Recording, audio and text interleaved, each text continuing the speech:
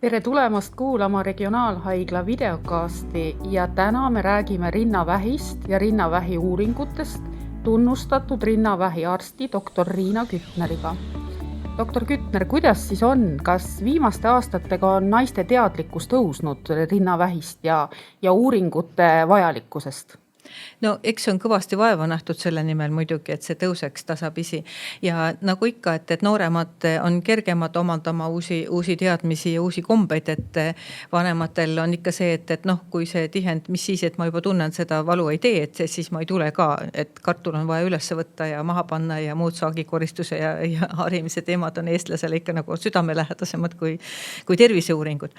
Aga natukene on õnnestunud seda osalusprotsenti tõsta, eks ütleme siis, et sõeluuringud on ju ikkagi arenenud rikkamate riikide lugu, et ega päris vaestes ja vähearenenud riikides ei ole sellist luksust võimalik endale üldse lubada.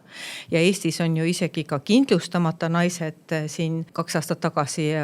võeti ka nii-öelda sõeluuringute gruppi. Nii et praegusel hetkel vaevaliselt on saavutatud 62% osavõttu, mis oli siis natukene kõrgem 2022. aastal kui sellele eelnenud 2021. aastal. Et napilt 3% võrra, 3,9% kõrgem eelmisest aastast. Ja tegelikult ka rinnavähi sõeluuringute osalusprotsent praegusel hetkel on üldse nendest sõeluuringutest kõige kõrgem. See on ka võib-olla kõige vanem sõeluuring üldse, nii et läbi nende 10 aastate, mis me siin 20 aastat õieti tegelikult on juba tehtud seda, et ta natukene hakkab nagu inimeste teadvusesse jõudma. Nii et vaikselt ronib üles poole. Me muidugi tahaksime, et muidu alati võrdleme ennast ikkagi soomlastega ja soomlastel on ju öeldakse, et vaat kui palju nendel ikkagi rinnavähi patsiendid jäävad ellu ja terveks ja üldsegi nii palju inimesi ei sure rinnavähki kui võib-olla mujal maades, kuigi ma kohe ütlen, et ka meil see rinnavähki suremus on hakanud langema ja just nimelt tänu sellele ikkagi vaatamata sellele, et haigestumus tegelikult tõuseb arenenud riikides, siis tänu sellele, et me avastame ka palju rohkem seda varast rinnavähki kui varasematel aastatel on seda tehtud, sest et põhiterveks jääjad on ikkagi need, kelle kasvaja on alla 2 sentimeetri. Meil siin tublimad uurijad on isegi leidnud seal 3 ja 5 millimeetriseid väikseid vähikesi ja loomulikult see on siis selline vähike, mida annab kenasti välja opereerida ja ei pea tegema kaenlaluste lümfisõlmede puhastust ega midagi keerulist, nii et selles mõttes patsiendil on see nagu väga kerge see ravi taluda, et tuleb ainult ennast ühel hetkel kokku võtta, kartulikorv nurka visata ja minna üks väike pilt ära teha. Mis vanuses peaks siis hakkama uuringutel käima? No eks üldiselt organismiga on nii, et mida vanemaks need keharakud saavad, seda suurem on see oht, et nad hakkavad väsima ja tekivad igasugused muutused rakkudes ja kipub siis see vähk rohkem nagu tekkima, nii et rinnavähi haigestumine ikkagi tõuseb ka kõrgemas vanuses, aga siiamaale on kõikides riikides olnud niimoodi, et on aastast 50 kuni 69 kutsutakse naisi.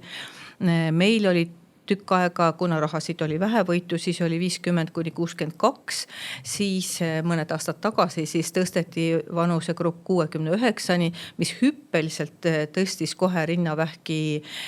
avastamise protsenti, et sellel aastal ligi 100 juhtu meie haiglas, näiteks Põhja-Eesti Regionaalhaiglas oli rohkem, nii et patoloogid juba ütlesid, et kuulge, et mis teil toimub seal, et me peame varsti tööjõudu juurde palkama, kui te nii palju vähki ravite. Et ja kõnekas on võib-olla ka näiteks see, et siin kui 2020. aastal avastati sõeluuringute käigus üldse siis 50 kuni 69 aasta vanuserühmas 245 vähijuhtu ja kokkuvõttes ilma sõeluuringul käimata selles vanusegrupis kokku neid vähke oli 345, siis see sisuliselt toob siis kokku 71% leiti sõeluuringul ja tegelikult tegelikult siis see näitab ka seda, et need naised enne ei tundnud üldse seda kasvajat seal rinnas, et ühesõnaga suur hulk vähke ongi niisugused, mida inimene ise tegelikult ei tunne siis, et inimene on terve, mingeid kaebusi ei ole ja isegi kui meie vilunud seal tohtrid püüame seda katsudes välja leida, siis me ka ei leia, nii et siis meil on kombeks niimoodi, et kui väike vähk on tuvastatud ja me seda ei tunne, siis me paneme sinna kas siis väikese märklipsikese juba proovi võtmise käigus või pannakse enne lõikust siis märktraadike või muul moel märgistatakse, et lihtsalt need ongi nii pisikesed kasvajad seal, et see on väga-väga tore. Nii et tuleb kontrollis käia, et milline see sõeluuring välja näeb näiteks Põhja-Eesti Regionaalhaiglas, et ma saan selle kutse ja otsustan siis tulla, et mis siis ees ootab? Et kõigepealt võib-olla mõtleme selle peale, et kuidas neid kutseid üldse toimetatakse, et inimesed vahel osad ütlevad ka, et oi, aga mina ei ole kunagi ühtegi kutset saanud, et ma ei tea, kas elukoht siis on muutunud või ei jõua need kutsed kuidagi kohale kõigile, et nüüd alustati ka SMS-idega, et tõesti, kui see kutse, võib-olla paberkutse, kas mõni ei vaatagi oma postkasti, kõigil inimestel ju enam ajalehti ei käi ajakirju kodus,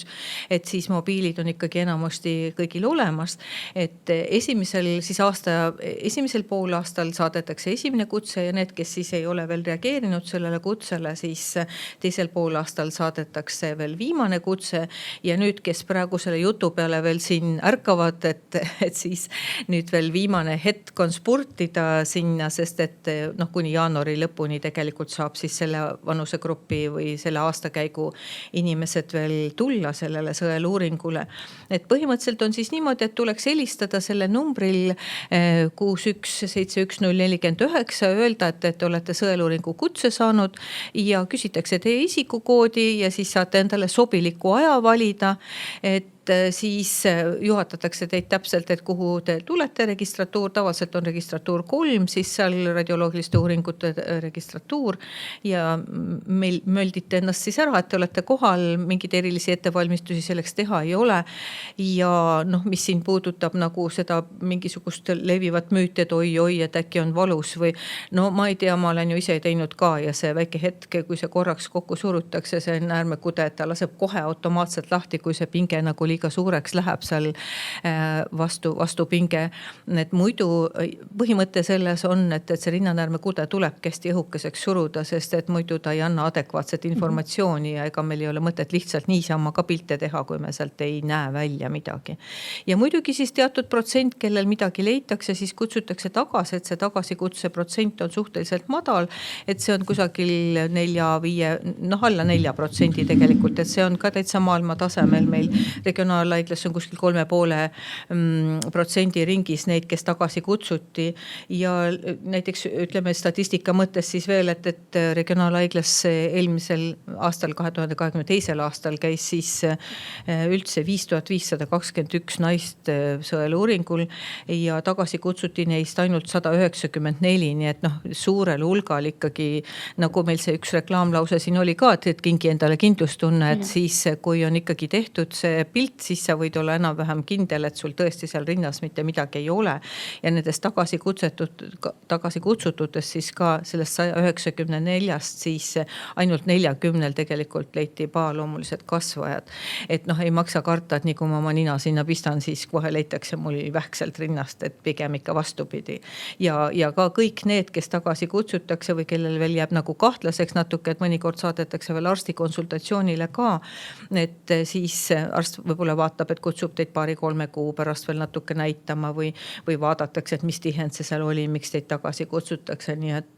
ja vastupidi on mul olnud ka palju selliseid naisi, kes nagu tunnevad küll natuke, et mingi tihend oleks, aga ja vaatame veel ja siis ootamatult selgub, et tegelikult tal on ikka see sõeluuringu aasta ka ja siis kui nagu öeldakse 2 asja satuvad kokku, et siis ka tegelikult tullakse ja tahangi rõhutada seda kindlasti,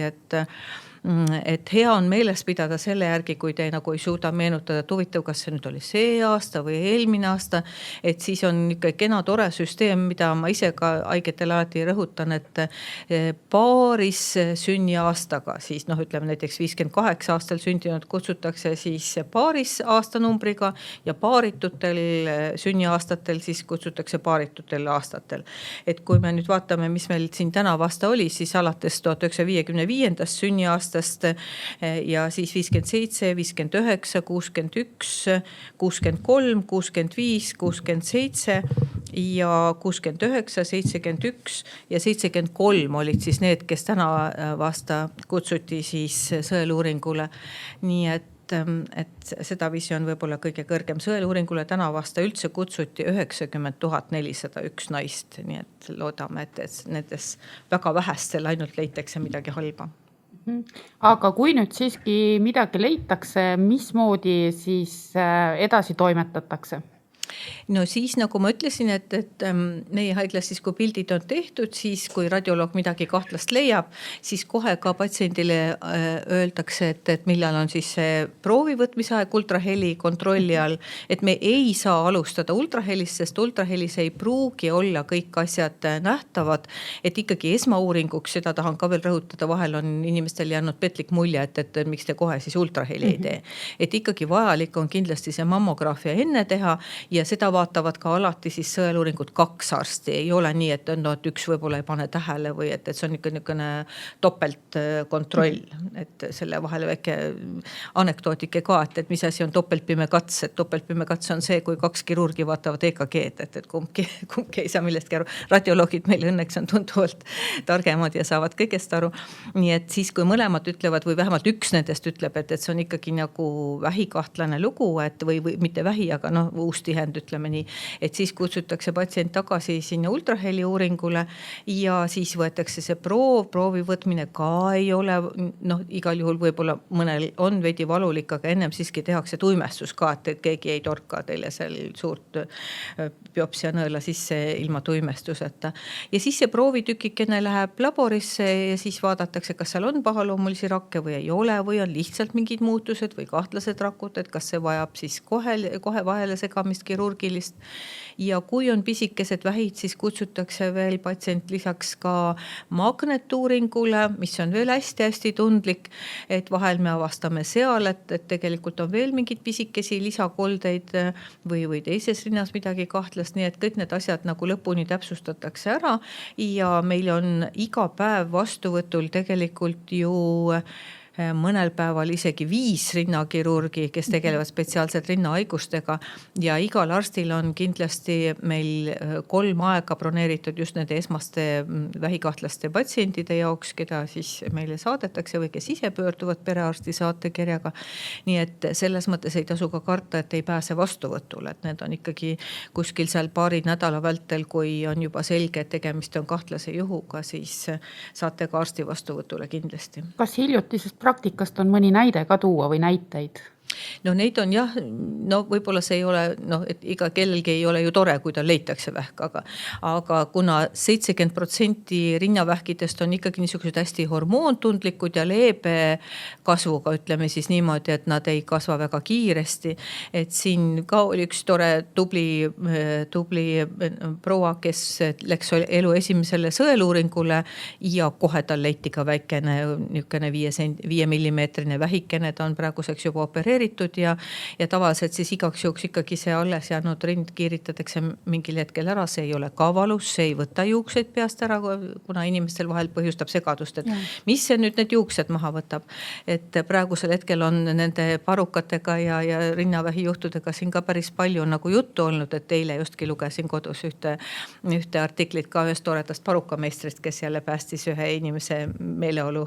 ja tegi talle toreda paruka, et mõtlema peab selle peale, et need juuksed kasvavad ju isegi kui on vaja keemia või süsteemravi teha, eks ole, siis need juuksed kasvavad ju kindlasti tagasi, et kui valida, kas sa jääd terveks või hoiad oma juukseid peas ja ei lase ennast ravida, siis kindlam on ju ikkagi niimoodi, et teeme kõik see ravi ära, mis vajalik on. Ja mis me siis selle ravi osas veel mõtleme, et ravi osa siis, mida agressiivsem see kasvaja on, et tihtipeale nüüd kajab vastu see noorte inimeste, see kolmiknegatiivne vähk, et tegelikult seda nii-öelda agressiivsemat kolmiknegatiivset vähki on ikkagi väga vähe, et seda on võib-olla kusagil 10 või 15, mitte rohkem kindlasti. Et noorematel kahjuks tõesti kipub ta olema agressiivsem, aga ka mitte kõigil. Ja mida ma veel nagu rõhutaksin, et kindlasti mõelge oma korralisele kontrollis käimisele need, kellel on perekondliku anamneesi. Me teeme ka päris palju viimase ajal ju geeniuuringuid, et võetakse vereanalüüs ja määratakse siis need hästi kõrget riski põhjustavad mutatsioonid, kas BRCA1, BRCA2, nii nagu Angelina Soliil kõik kindlasti mäletavad. Et neid patsiente me jälgime veel erilise tähelepanuga muidugi ka. Et kutsume lausa 2 korda aastas kontrolli. Kuidas sellele uuringule saab tulla? Geeniuuringut põhimõtteliselt, kui nüüd te ei ole rinnavähi haige või ei ole teil midagi kahtlast rinnas, siis perearst saab saata siis geneetiku konsultatsioonile. Meil oli ka paar pilootuuringut siin, kus võetigi siis geenivaramust välja teatud grupp ja määrati siis nendel need mutatsioonid. Et need, kes leiti siis need kõrgema riskiga patsiendid saadeti siis meile ja kui me näiteks ise ka leiame, et meil on juba agressiivset tüüpi vähk, siis samamoodi võtame kohe vereanalüüsid ka geeniuuringuks ja kui leiame emal, siis palume kindlasti ka järeltulijatel siis ära uurida. Et ei ole ka nii, et vahel inimesed arvavad, et see pärandub ainult naisliini pidi, nii ei ole, et ta võib tulla ikkagi ka isa poolt ja meesliini pidi ja mehed ka ikkagi, olge tähelepanelikud, alles oli ju meestepäev siin, et kõige meeste tervise juures rõhutan, et meil on alati ka ikkagi 1-2 meeste rinnavähi juhtu, et ka mehed, kui leiate ikkagi, et mingi kõvem tükk on rinnas, mida enne ei olnud, siis kindlasti võiks tulla kontrolli. Viimastel aastatel ja üldse vähiravi on ikka murranguliselt arenenud, kogu aeg tuleb midagi uut juurde, et kuidas rinnavähi puhul, kas on tulnud uusi ravimeid? Jah, me võime nagu praegu päris rõõmsad olla, et haigekassa on meile päris kenasti ka vastu, või mis nüüd on meil ju tervisekassa, mitte haigekassa. Et alles oli ühes viktoriinis, et mis aastal muudeti tervisekassaks, et tuli välja, et oli siis alles tänav aasta tegelikult see tervisekassa tekkis, seepärast meil ka keel kipub ikkagi lipsama sinna valesse suunda. Et on tulnud meile päris moodsad ravimid, kompleks, üks agressiivsem tüüp on siis HER2 rinnavähk, HER2 positiivne rinnavähk, nendele me saame ette teha niisugust kombineeritud HER2 blokeerivat ravi. Nii et ärge siis jälle ehmatage, kui öeldakse, et me alustame selle niisuguse veenisisese raviga. Kellel on viletsamad veenikesed, nendele pannakse niisugused kanüülid juba otse naha alla, et ei pea iga kord veeni torkima, näiteks saab sinna teha. Ja täna vastast ka immuunravi jällegi ka nendele kolmiknegatiivsetele, et tänu sellele on meil ka nagu päris palju niisugusi täielikke ravivastuseid, mis tähendab seda, et kui on tehtud see ette süsteemravi veeni sisse ära, siis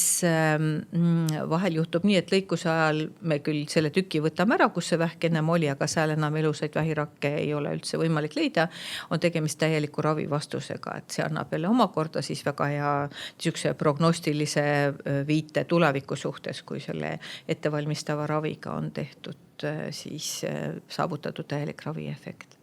Ja regionaalhaiglal on uus onkoloogiakeskus ka uues majas, et see kindlasti on ka juurde toonud mugavust patsientide jaoks. Ja seal ka siis, mis meil on päris palju, me teeme ju need magnetuuringuid, et seal on ka uus magnetaparaat veel, nii et see võimsus on meil nüüd ka natukene parem ja muidugi see korpus on uhke ja seal on patsientidel kindlasti mugavam ravil käia, et see päevaravi ja see võimekus on tunduvalt parem kui varasemalt, et selles suhtes oleme praegu väga heas seisus,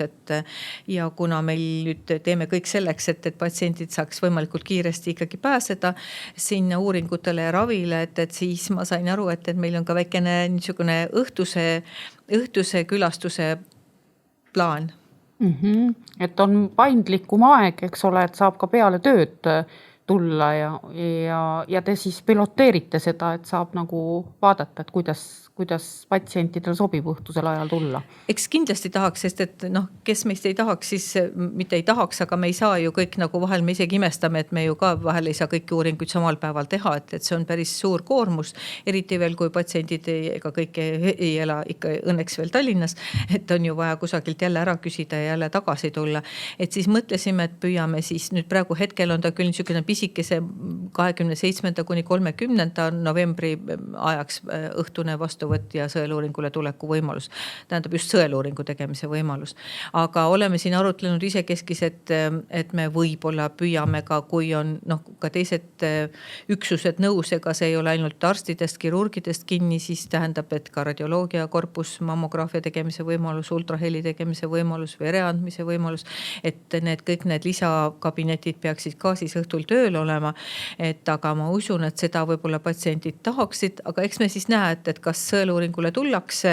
õhtupoole ja kui tullakse, kui palju tullakse. Ja lisaks veel ütlen, et meil on ka rinnakabinet olemas, et need, kes ei kuulu võib-olla sinna sõeluuringu vanusegruppi, siis kuigi viimasel ajal tahetakse mitte ainult, et viia seda vanusepiiri ülesse poole, et Haigekassa on Tervisekassa jällegi, et on andnud väikesi vihjeid, et kuni 74-ni loodetavasti tõstetakse seda kutsutavate vanust ja teistpidi siis kindlasti tahetakse viia ka natuke allapoole, siis praegu jälle piloteeritakse projekti, et 40-aastastele siis, kellel on pereanamneesis vähki või kellel on leitud geneetilisel uuringul kõrgem vähitekke risk, et neid hakatakse juba siis varem kontrollima, mitte ainult 50. alates, vaid juba siis 40. eluaastast tegema neid uuringuid, et kindlasti seal tuleks välja selekteerida need, kellel see risk kõrgem on, et loomulikult kõiki me ei jõua seal kõiki alates 40. eluaastast pildistada üle, sest noorte naiste rinnad on suhteliselt tihedad ja nendel see mammograafia tegemine võib-olla on nagu vähem informatiivne kui vanematel prouadel. Kas lõpetuseks on veel mõni südamlik lugu rääkida mõnest patsiendist, kes on näiteks sõeluuringus käinud ja tõesti siis tänu sellele ka kiire ravi saanud? Kui me nüüd vaatame üldse seda elulemust nii-öelda, see on üks sükene huvitav sõna, et patsiendid vahel küsivad, et aga te lubasite, et ma 5 aastat veel elan, et kas nüüd on mul see 5 aastat täis. Et see on tegelikult üks niisugune statistiline tärmin, et lihtsalt 5 aasta pärast vaadatakse, muidu kuidagi ei saa ju võrrelda neid erinevaid patsientide terveks jäämise protsente. Aga jah, lisaks nendele toredatele prouadele, kes tulid, kas läksid sõbrannaga koos ja sõbrannal ei leitud midagi, aga patsiendil leiti, võeti see väike vähikene välja ja üks armas vanaema jäi mulle meelde, kes ütles, et ta arvas, et ta jääb nüüd homsest pensionile, paneb oma täpilise mummulise põlle, hakkab lapselastele tegema pannkooke, aga selle asemel siis mõtles, et teeb veel korralikult niisuguse kontrolli ja ta leiti see rinnavähikene. Õnneks sai ta sellest terveks ja loodetavasti ta praegu teeb ilusti ja ma olen neid pannkooke, kui ta sellest ära tüdinenud või lapselapsed ära tüdinenud ei ole. Aga päris kõrge protsent on meil praegu ka ikkagi see terveks jäämise protsent, et me ei ole küll veel soomlaste tasemel, aga selleks oleks meil vaja see sõeluuringu osalemise protsent ikkagi ka venitada selle vähemalt 80-ni, et kui me saaks, naised kallid, see võimalus teil on, et selles osas me võime ennast rikkaks riigiks nimetada, et meil on see võimalus käia sõeluuringule, et tulge kindlasti ja ärge magage seda võimalust maha, nagu ütleb reklaam, kinkige endale kindlustunne jõuluks. Suur aitäh! Te kuulasite Regionaalhaigla videokasti ja rääkisime rinnavähi uuringutest ja sõeluuringutest.